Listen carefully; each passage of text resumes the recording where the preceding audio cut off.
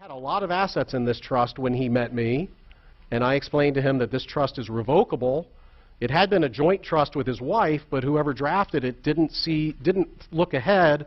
They could have drafted it so when the wife died, it could have been held for his health, education, and maintenance, and it would have been creditor-proof and estate tax-proof, but that's not the type of trust he got. He got a trust that when his wife died, it was revocable by him, so it didn't do very much good. And by the way, I'm not the one who drafted it, so I can say that. Now, on the bottom, across the left, he has real estate LLCs, and he already had the LLCs, and he already had the real estate in it. It's rental real estate. But he owned those LLCs directly under his revocable trust, and he's in a business where he drives a business vehicle, and he could be sued. So what we've done is we've set up General Holdings LLC, and General Holdings LLC is owned partly by an irrevocable trust for his family and partly by him. An irrevocable trust is owned half of 1% voting, 2.5% non-voting. That's what V and non-V means. You probably thought it was Virginia and North Virginia, but there is no North Virginia. If you thought that, you were wrong.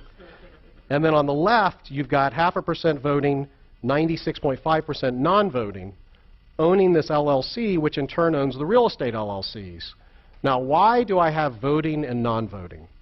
Well, for one thing, it's complicated, and I love complexity. But for another thing, when he dies, 97% of an LLC is worth 97% for estate tax purposes. But if he dies with only half of the voting rights, then we can take, on average, a 40% discount on the estate tax. Or if he happens to live in a state where a charging order law doesn't work, or they change the charging order law, they get a judgment against him, they still can't reach into the holding LLC because they won't have the voting rights. They won't be able to outvote him. So that's where we changed the voting rights. Okay, then he had one company. We had one company when we met a few weeks ago. Now he has 3 companies. Because he was very bright, and what he was doing in his business, and I use an example of a bus business. I used to have a client who had a bus business in New York City. And she had operations where she was maintaining buses for one of the boroughs. She had operations where she was providing drivers, which is huge liability exposure. And she had an operation where she was actually selling buses and rebuilding buses and selling them. So we divided that into 3 separate companies. So she had the bus maintenance company, the driver company, and she had most of her employees fit under one of these or the other. There's a little bit of overlap. Whenever one employee from one company helps the other company, they keep a time record, and at the end of the month they pay each other for that use. So now when a driver, goes off a bridge, unfortunately, and causes millions of dollars of liability, they're not going to lose their maintenance company, they're not going to lose their sales company, they're not going to lose their inventory. Their banks aren't going to already call all their loans in. So this was good planning. Now, if it was one company with intellectual property, we might just move the intellectual property out. Okay, then I've got a 20-year lease where the rental there's going to be a rent agreement between the 3 operating companies and the business company, 20-year lease, and if the lease goes in default, because the company can't pay its rent and it has a judgment against it, then the landlord is owed 20 years rent and has a UCC statement filed against the company. So in other words, the landlord will own all the assets, and there's nothing there for the plaintiff lawyer but the liability insurance that hopefully Holly will make sure is in place. So that's where this is. Now, one thing we're considering is a Nevada creditor protection trust.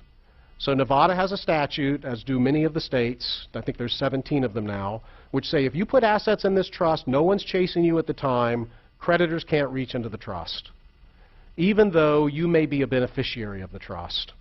So if you live in one of these states, and they're in the outline, by the way, North Virginia is not one of them, but if you live in one of these states, then this trust will probably work.